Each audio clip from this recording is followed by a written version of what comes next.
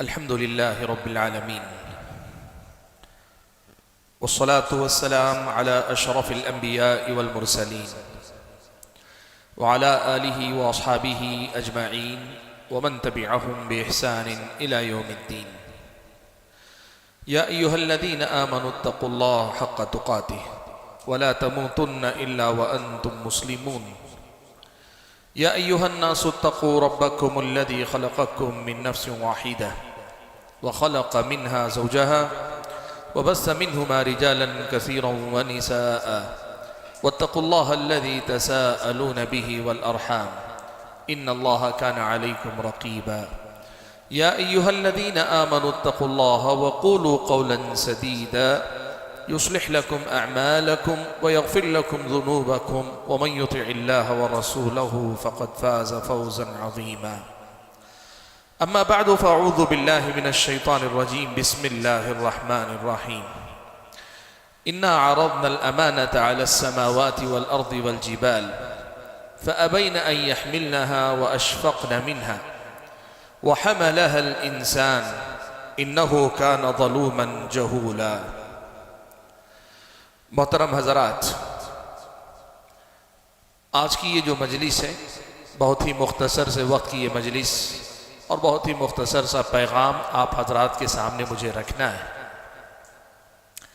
اس آیت میں اللہ تبارک و تعالی نے جو حقیقت بیان کی ہے وہ یہ ہے کہ اللہ تبارک و تعالی نے انسانوں کو اور جنوں کو مکلف بنایا. حکم شرعی یا احکام شرعیہ کی ذمہ داری اللہ تعالیٰ نے انسانوں پہ ڈالی ہے. اسی کو اللہ تعالیٰ نے یہاں امانت سے تعبیر کیا. امانت اللہ تعالیٰ نے اسے قرار دیا، اسے امانت کہا. اللہ تبارک و تعالیٰ نے یہ جو بار امانت انسانوں پہ ڈالا ہے، انسانوں کو یہ ذمہ داری دینے سے پہلے آسمانوں، زمین اور پہاڑوں کے سامنے اللہ نے یہ پیشکش کی کہ تمہیں یہ موقع ہے کہ اگر تم یہ ذمہ داری قبول کر لو کہ نیکی کرو گے تو ثواب ملے گا، گناہ کرے گے تو عذاب ملے گا، ایک وقت کے بعد قیامت قائم ہو جائے گی تو پھر ہمیشہ کی جنت رہے گی. یہ اختیار اللہ نے انسانوں سے پہلے پہاڑوں، زمین اور آسمانوں کے سامنے اللہ تعالیٰ نے رکھا. فَأَبَيْنَ أَن يَحْمِلْنَهَا، تو ان سب نے اس ذمہ داری کو قبول کرنے سے انکار کر دیا. وَأَشْفَقْنَ مِنْهَا، گھبرا گئے، سب کے سب ڈر گئے. وَحَمَلَهَا الْإِنسَانِ، لیکن یہی پیشکش جب انسان کے سامنے رکھی گئی تو انسان نے اس کو اپنا لیا. اللہ نے فرمایا إِنَّهُ كَانَ ظَلُومًا جَهُولًا، انسان تو بڑا ظالم اور بڑا نادان واقع ہوا ہے. کیا مطلب ہے اس کا؟ کہ اس کا یہ مطلب ہے کہ انسان کا اس ذمہ داری کو قبول کر لینا یہ ظلم تھا اپنے آپ پر.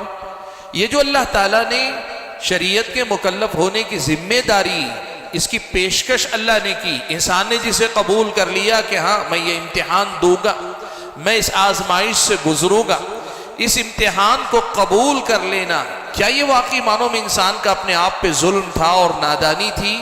جی نہیں، یہ اس آیت کا مطلب نہیں ہے. آیت کا سیدھا اور سادہ مطلب یہ ہے کہ اللہ تبارک و تعالیٰ نے ذمہ داری دی تو پہلے ہی اللہ تعالیٰ نے بتا دیا انسان کو کہ دیکھو یہ خیر ہے، یہ شر ہے، تمہیں خیر کو اپنانا ہے، شر سے بچنا ہے. خیر کے اسباب یہ ہیں، شر کے راستے یہ ہیں. آسمان سے اللہ تعالیٰ نے آسمانی ہدایت کے ذریعے حضرت آدم علیہ السلام سے لے کے پیارے نبی صلی اللہ علیہ وسلم تک مسلسل اللہ تعالیٰ نے اپنی رہنمائی بھیجی، انسانوں پہ حجت قائم کی. اللہ کی طرف سے ساری ہدایات آئیں. اتنی واضح تعلیمات آنے کے باوجود اور یہ جاننے کے باوجود کہ یہ سودا بڑا اہم ہے اور اگر ہوا نقصان ہوا تو بڑے گھاٹے کا سودا ہو سکتا ہے، انسان ہے کہ اس کے باوجود بھی اپنی ذمہ داری کو بھول جاتا ہے. اب جب اتنی بڑی ذمہ داری کہ تم یہاں اللہ کی بندگی کرو گے تو جہنم سے بچا لیے جاؤ گے، جنت میں وہ ہمیشہ کی جنت میں بھیجے جاؤ گے، اور جنت کی جو نعمتیں، جو کیفیتیں وہ اپنی جگہ، اور وہیں اس میں ناکام ہوگے تو جہنم میں بھیجے جاؤ گے. اس کے عذاب اور اس کے ہمیشہ کے ہونا یہ خود اپنے آپ میں بہت سخت. اتنے سخت امتحان میں آ کر انسان اکثر غفلت کا شکار ہو جاتا ہے، لاپرواہی کا شکار ہو جاتا ہے، اور ایسا انسان اگر ظالم اور نادان نہیں تو پھر اور کون ہوگا؟ اس آیت میں جو بات اللہ تعالیٰ نے بیان کی ہے وہ بہت سادہ الفاظ میں کہیں تو یہ کہ انسانوں نے ذمہ داری تو اپنا لی کہ اگر ہم اللہ تعالیٰ کی عبادت کریں گے، بندگی کریں گے تو جنت ملے گی، نہیں کریں گے، نافرمانی کریں گے تو جہنم میں جائیں گے۔ اس ذمہ داری کو قبول تو کر لیا، لیکن اس ذمہ داری کو قبول کرنے کے بعد جن باتوں کو لحاظ رکھ کر اس دنیا میں انسان کو جینا چاہیے، اکثر انسان ان کا لحاظ رکھنے میں ناکام ہوتے ہیں، ان باتوں کا خیال رکھنے میں اکثر وہ نامراد اور ناکام اس دنیا سے جاتے ہیں۔ اسی لیے اللہ نے کہا اِنَّهُ كَانَ ظَلُومًا جَهُولًا، یقیناً یہ انسان ظالم بھی ہے، نادان بھی ہے، جانتا ہے پھر بھی اپنا نقصان کرتا ہے، جانتا ہے پھر بھی اپنے آپ پہ ظلم کرتا ہے، اسی لیے اسے نادان اور ظالم کہا گیا۔ حاضرین گرامی، آیت کا پیغام سادہ الفاظ میں یہ ہے کہ دیکھو اللہ تعالیٰ نے ہم اور آپ کو مکلف بنایا ہے کہ ہم اللہ کی بندگی کریں گے، اور اسی بندگی پہ اچھی دنیا کا اللہ نے وعدہ کیا ہے، اور اسی بندگی پہ آخرت کی کامیابی کا دار و مدار اللہ نے رکھا ہے، اور یہ بندگی کرنے کا طریقہ بھی سکھلایا ہے۔ مسئلہ یہ ہے کہ سب جانتے ہوئے بھی، اپنی منزل کو معلوم رکھتے ہوئے بھی مسافر اپنی منزل کی طرف سفر نہ کرے۔ آدمی کو پتا ہے میرا ٹھکانہ کہاں ہے، اس طرف آگے بڑھنے کے بجائے ایک ہی جگہ پہ رکا رہے، ایسے انسان کو نادان نہ کہیں تو اور کیا کہیں گے؟ ایسی نادانی انسان کرتا ہے۔ اب یہ جو نادانی انسان کرتا ہے، جو غلطیاں انسان اپنی زندگی میں کرتا ہے، وہ بہت ساری باتیں ہیں۔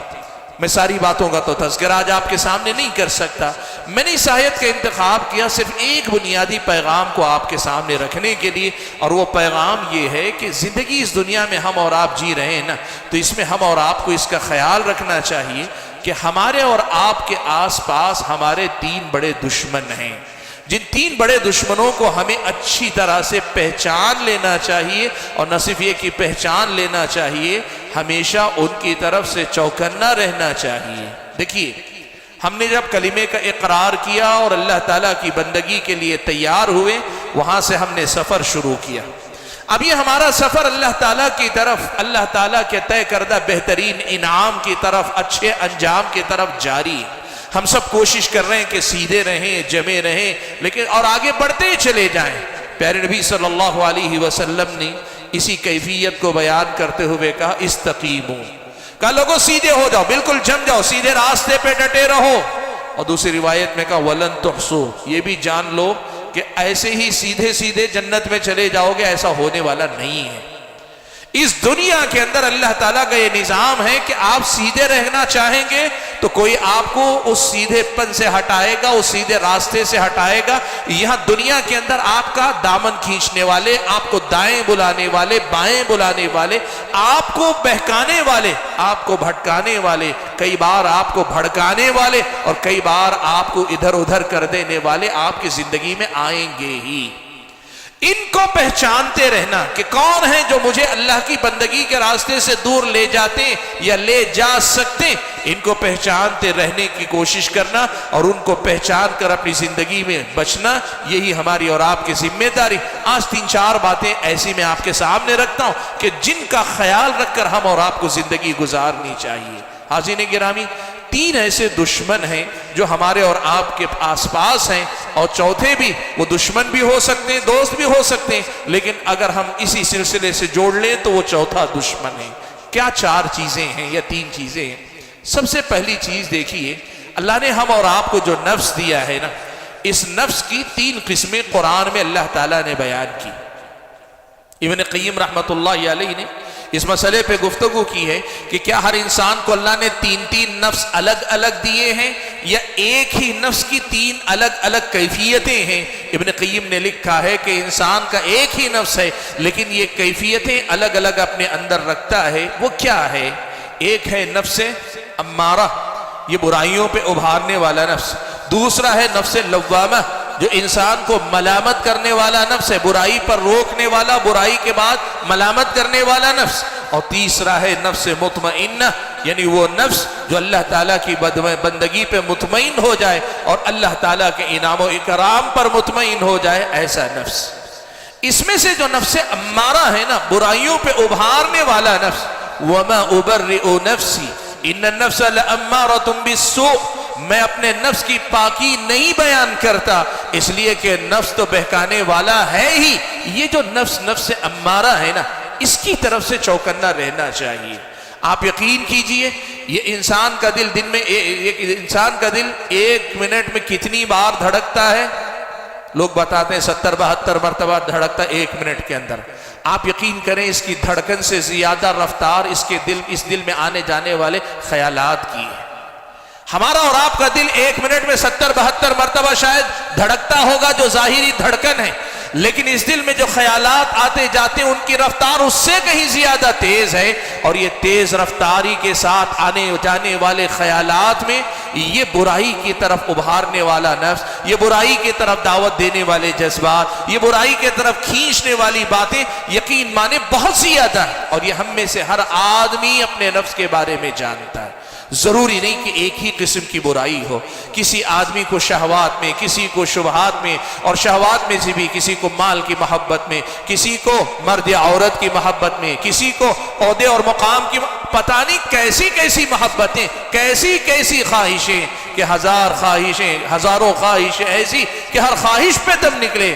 بہت نکلے میرے ارماں مگر پھر بھی کم نکلے۔ آدمی کے دل میں ارمانوں کا ایسا سمندر موزن ہوتا ہے کہ آدمی سمجھ نہیں پاتا ہے۔ یاد رکھیں، آپ کو اور مجھ کو وہ جو بار امانت ہم نے لیا، وہ جو ذمہ داری ہم نے لی ہے نا، اس کا حق ادا کر کے ظالم اور جاہل بننے سے بچنا ہے۔ اگر راہ استقامت پہ جمے رہنا ہے تو پھر ہمیں اپنے نفس میں آتے جاتے جو خیالات ہیں، جو احساسات ہیں، ان پہ ایک چیکنگ رکھنی ہوگی، ایک جو پرکھ، ایک کسوٹی ہمارے پاس ہونی چاہیے، اور وہ یہ ہے کہ یہ جو خیال آ جا رہا ہے، یہ خیال صحیح ہے کہ غلط ہے؟ کیا ایسا سوچنا، ایسا سمجھنا، میرے خیالات اور میرے احساسات کتاب و سنت کی تعلیمات کے مطابق ہیں کہ نہیں ہیں؟ انسان کو اپنے نفس کے بارے میں سب سے پہلے چوکنا رہنا چاہیے۔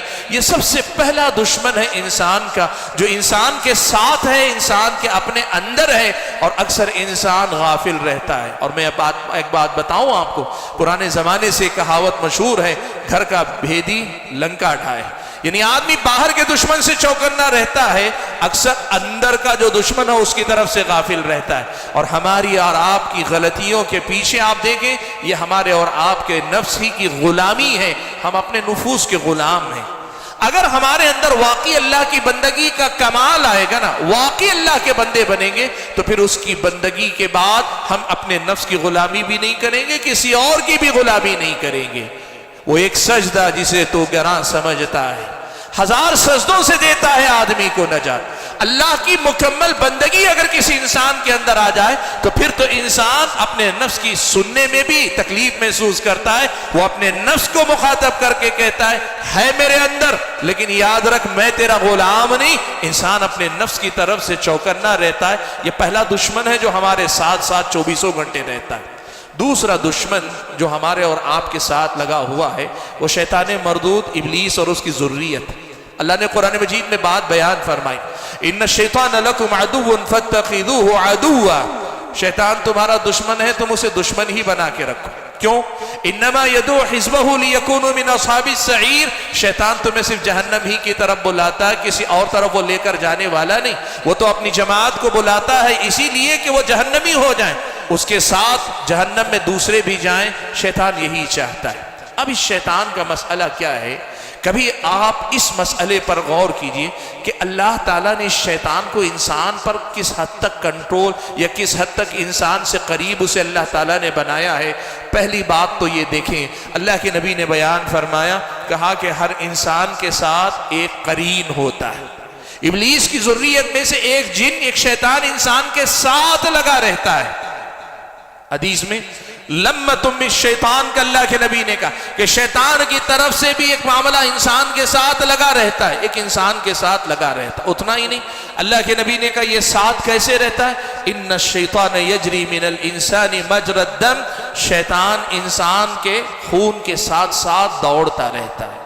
اللہ کے نبی صلی اللہ علیہ وسلم کو مخاطب کرتے ہوئے اللہ تعالیٰ نے جن سے پناہ مانگنے کا حکم دیا ان میں سے ہے من شر الوسواس الخناس، وہ شیطان بھی ہے جو انسان کے دل میں دماغ میں وسوسے ڈالتا رہتا ہے، انسان کے اندر وسوسے پیدا کرتا رہتا ہے۔ شیطان انسان کے پاس آتا ہے، اسے بہت ساری چیزیں مزین کر کے دکھاتا ہے۔ یہ خود اپنے آپ میں ایک مسئلہ ہے کہ شیطان انسان کے ساتھ کیسے کھیلتا ہے، شیطان انسان کے ساتھ کیسے کھلواڑ کرتا ہے، یا شیطان انسان کے ساتھ کس کس قسم کے معاملات کرتا ہے۔ ابن قیم رحمۃ اللہ علیہ نے پوری ایک کتاب لکھی ہے اغاثۃ اللہفان عن مصائد الشیطان، کہ انسان کے ساتھ شیطان کے کیا کیا رویے۔ آپ ان ساری باتوں سے قطع نظر ایک بنیادی بات یاد رکھیے، وہ کیا ہے؟ قرآن میں اللہ نے کہہ دیا ان الشیطان لکم عدو، شیطان دشمن ہے۔ وہ صرف دشمنی نبھائے گا، اسے اور کچھ کرنا نہیں ہے آپ کے ساتھ، وہ کبھی آپ کا بھلا نہیں چاہ سکتا۔ اسی لیے اللہ نے کہا فاتخذوہ عدوا، شیطان کو دشمن ہی بنا کے رکھو، شیطان سے دوستی مت کرو۔ اور شیطان سے دوستی کا مطلب کیا ہے؟ شیطان سے دوستی کا مطلب یہ ہے کہ اس کی بات آپ سنیں، اس کی بات پہ اعتماد کریں، وہ آپ کے دل میں جس قسم کے وسوسے غلط خیالات ڈالتا ہے آپ ان کو مان لیں، ان کا یقین کر لیں، اس پہ بھروسہ کر کے آگے بڑھنے لگیں۔ یہ شیطان ہے جو ہم اور آپ کو گمراہ کرتا ہے۔ ہو سکتا ہے میں یہ بات آپ کے سامنے کہوں، آپ سبھی کہیں گے کہ ہاں یہ تو سارے لوگ جانتے ہیں شیطان ہمارا دشمن ہے، یہ تو سب جانتے، سارے مسلمان جانتے کہ شیطان ہمارا دشمن ہے۔ دیکھیے ایک چیز ہوتی ہے جاننا، اور دوسری چیز اس احساس اور شعور کے ساتھ زندگی گزارنا کہ میرا دشمن کسی بھی لمحے مجھ پہ حملہ کر سکتا ہے۔ آپ کو پتا ہے کہ کوئی دشمن آپ کے گھر پہ، مکان پہ، محلے پہ، بستی پہ، ملک پہ حملہ کرنے والا ہے، آپ کیسے رہیں گے؟ چوکنا رہتے ہیں نا، الرٹ۔ آپ اس ناحیے سے اگر دیکھیں گے تو انسانوں کی، مسلمانوں کی اکثریت اپنے دشمن کی طرف سے غافل ہے۔ جاننے کی حد تک شیطان کو سب جانتے ہیں، لیکن اپنے اس دشمن کی طرف سے غافل ہیں، اور جو اپنے اس دشمن کو نظر انداز کرتے ہیں شیطان ان کو نظر انداز نہیں کرتا، وہ تو موقع کی تاک میں لگا رہتا ہے، وہ تو موقع تلاشتا رہتا ہے، جیسے ہی اس کو موقع ملا وہ فوراً حملہ آور ہوتا ہے اور انسانوں کو بہکانے بھٹکانے کی کوشش کرتا ہے۔ یہ دوسرا دشمن ہے۔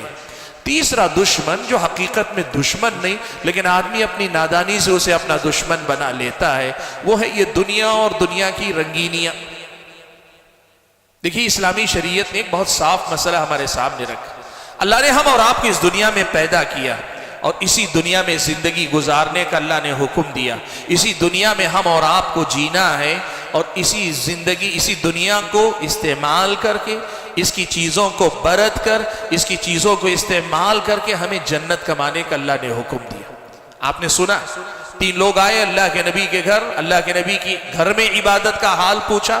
جب گھر کے خواتین نے بتایا اللہ کے نبی گھر میں کیا عبادت کرتے ہیں، انہوں نے حساب لگایا، مسجد میں اتنی عبادت، گھروں میں اتنی عبادت، اللہ کے نبی اور اللہ کے مقرب ہو کر اگر اتنی عبادت کرتے ہیں، ہم تو امتی، ہم تو گنہگار بندے، ہمیں تو اور زیادہ عبادت کرنی چاہیے۔ ترک دنیا کا انہوں نے فیصلہ کر لیا۔ کسی نے کہا میں شادی ہی نہیں کروں گا، نہ بیوی، نہ بچے، نہ جنجال، کچھ نہیں۔ دوسرے نے کہا کہ میں رات بھر صرف قیام کروں گا، سوؤں گا نہیں، جتنا مجھ سے ہو سکے گا قیام، یہ آرام نہیں کروں گا۔ اور تیسرے نے کہا میرا دن کبھی بغیر روزے کے نہیں گزرے گا، ہمیشہ روزے کی حالت میں۔ ترک دنیا کا ارادہ کیا۔ اللہ کے نبی کو پتہ چلا تو اللہ کے نبی نے کیا کہا؟ اللہ کے نبی نے پہلے تو کہا میں نمونہ ہوں تمہارے لیے کہ میں اللہ کا سب سے متقی بندہ اسی دنیا میں رہ کر بنتا ہوں، دنیا چھوڑ کر میں اللہ تعالیٰ کا متقی بندہ نہیں بن رہا ہوں۔ میری بیویاں بھی ہیں، میں رات میں سوتا بھی ہوں، میں روزہ رکھتا بھی ہوں، چھوڑتا بھی ہوں، عام دنوں میں، نوافل میں میں روزہ کسی دن رہتا بھی ہوں، کسی دن چھوڑتا بھی ہوں، یہی میرا طریقہ ہے۔ اللہ کے نبی صلی اللہ علیہ وسلم نے یہ بات صاف کر دی۔ ایک بات تو دیکھیے کہ اسلام نے ایک طرف ہمیں ترک دنیا کو لات مار کے دنیا سے چھوڑ چھاڑ کر کسی جگہ گوشہ نشین ہونے کا حکم نہیں دیا، لیکن یہ ضرور کہا کہ دیکھو دنیا میں رہو، دنیا کو لو، دنیا کو استعمال کرو، دنیا کو برتو، لیکن خیال ایک بات کا رکھو کہ یہ دنیا تمہارے استعمال میں رہنی چاہیے، تمہارے ہاتھ میں رہنی چاہیے، تمہاری جیب میں رہنی چاہیے، یہ دنیا تمہارے دل تک نہیں پہنچنی چاہیے۔ دل میں جس دن دنیا نے اپنا گھر بنا لیا نا، اس دن سے آخرت تمہارے دل سے نکل جائے گی۔ یہ دل ایک برتن ہے، کسی ایک چیز سے آپ بھر دیں گے تو دوسری چیز کے لیے اس میں گنجائش نہیں رہے گی یا کم رہے گی۔ آپ نے اگر دنیا کو اپنے دل میں بسا لیا تو پھر آخرت ایسے دل میں بس نہیں سکتی۔ اور یہی ہوتا ہے کہ جو لوگ دنیا کو اپنا ذریعہ، اپنا مقام، اپنا ٹھکانہ بنانے کے بجائے دنیا کو مقصد بنا لیتے ہیں، وہ اس دنیا کو اپنے حق میں دشمن بنا لیتے ہیں۔ پھر اس دنیا کا مال بھی فتنہ، اس دنیا کی عورت یا مرد بھی فتنہ، اس دنیا کی شہرت بھی فتنہ، نام بھی فتنہ، اس دنیا کی ہر نعمت فتنہ بن جاتی ہے انسان کے حق میں۔ یہ وہ تیسرا دشمن ہے جو ہم اور آپ کو اللہ کی بندگی کے راستے سے بھٹکا لے جاتا ہے۔ انسان اپنی نادانی سے اسے دشمن بنا لیتا ہے۔ اور میں نے کہا اسی سے ملتا جلتا چوتھا ایک مسئلہ ہے، وہ ہے ہمارے اور آپ کی صحبتیں اور ہمارا اور آپ کے دوست، ہمارا اور آپ کا ماحول جہاں ہم اور آپ رہتے بستے ہیں۔ یہ بات یاد رکھیے گا، اللہ تعالیٰ نے دوستوں کا جہاں تذکرہ کیا، اللہ نے اچھے دوست اور برے دوست دونوں کو تذکرہ کیا۔ دوست اگر اچھے ہو تو کئی بار آدمی دوستوں کی وجہ سے ہی نیکیاں زیادہ کر لیتا ہے اور جنت میں چلا بھی جاتا ہے۔ ابتدائی اسلام میں ایمان لانے والے صحابہ کے نام دیکھیں گے نا تو کئی صحابہ وہ ہیں جو اپنے دوستوں کی دوستی کے ذریعے ہدایت پر آئے۔ کتنی بابرکت وہ دوستیاں، کتنی بابرکت وہ دوستیاں کہ دوستوں کی دوستی نے دنیا بھی اچھی کروا دی، آخرت بھی کامیابی سے ہمکنار کروا دی۔ لیکن اس کے مقابلے میں برے جو دوست ہوتے ہیں نا، وہ نہ صرف یہ کہ ہماری اور آپ کی دنیا کو بھی ڈسٹرب رکھتے ہیں بلکہ ہم اور آپ کو اپنے مقصد سے بھی غافل کرتے ہیں۔ آج آپ یہ بات دیکھیں، قرآن و سنت میں برے دوستوں کا ذکر بھی آیا، اس کی وعید بھی آئی، ان کے نقصانات کو بھی بتایا گیا۔